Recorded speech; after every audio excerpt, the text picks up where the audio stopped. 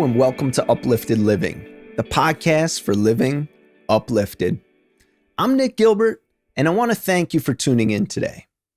As a lifelong learner in the field of education, I aspire to acquire and share knowledge that inspires. So I hope you're ready for today's episode. There's a moment in The Power of Now when Eckhart Tolle describes a simple realization. You are not your thoughts. Just let that settle for a second. You're not your rumination. You are not your future fears, and you are not your past regrets. You are the awareness beneath all of it. And suddenly, there's a tiny pocket of space inside you, a quiet you didn't realize was possible. Today, we're exploring mindfulness, not as a trend, a productivity tool, or a meditation technique, but as an experience of being fully and profoundly present in your own life. Welcome to the episode, Here, Now. When Tolle wrote The Power of Now, it wasn't a philosophical argument. It was born out of a personal awakening. He'd spent years trapped in anxiety and fear. Thoughts raced through his mind, predicting disaster, inventing worry, building stories that exhausted him. Till one night, he heard himself think, I can't live with myself anymore. And then a realization, if there's an I who can't live with myself, who is the I and who is the myself? In that tiny gap, in that question, the ego loosened its grip.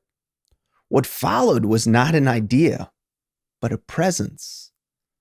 Eckhart began to see that life only ever happens in one place, now.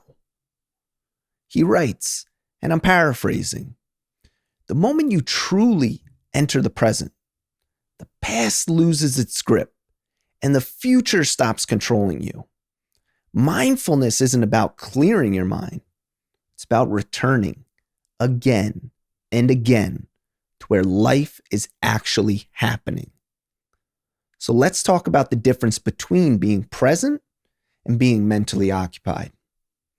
We often think, I'll relax when life slows down. I'll be happy once things settle, or I'll be present when I have time. But presence doesn't happen when life becomes easy. Presence happens when we choose to enter this moment, even when the moment is messy, uncertain, or full. Because here's the truth. Anxiety lives in the future. Regret lives in the past. Peace lives in the present. Here are 3 practices from Tolle's teachings, simplified, of course. Number 1, name what is actually happening. When your mind races, try this. Ask yourself, in this moment, what is real? Not the story, not the fear, not the prediction, just the moment. Just what your senses can perceive. Number 2, become the observer. You are not the thought of, I'm overwhelmed. You are the one watching the thought pass through. The moment you observe a thought, you are already free from it. And number 3, use the breath as an anchor. Tolle reminds us, the breath is always happening now. Slow inhale, slow exhale. You're here in that breath. So try this right now. Take one breath. Feel the air enter your body. Feel it leave. For just a moment, there is no past. There is no future. Only the miracle of now. Here's a journal prompt for you. Think, where does my mind go when it leaves the present? And what does it want me to protect? After journaling this, an affirmation you could say to yourself. I return to the present moment. The present moment returns me to myself. Near the end of The Power of Now, Toll suggests if you get the inside right, the outside will fall into place.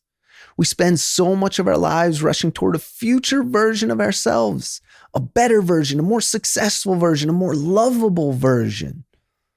But presence teaches us something radical. You are not becoming, you are. Right now, in this breath, you are enough. So this week, try this practice. The 10-second now scan. When you feel overwhelmed, ask, can I be present just for this one breath? Not for the whole day, not forever, just for now. And notice what happens. Thank you for being here. Not just listening, but arriving.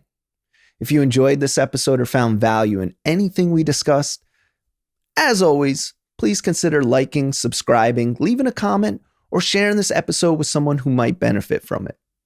And lastly, keep striving to learn and grow, and make it a priority to uplift both yourself and those around you.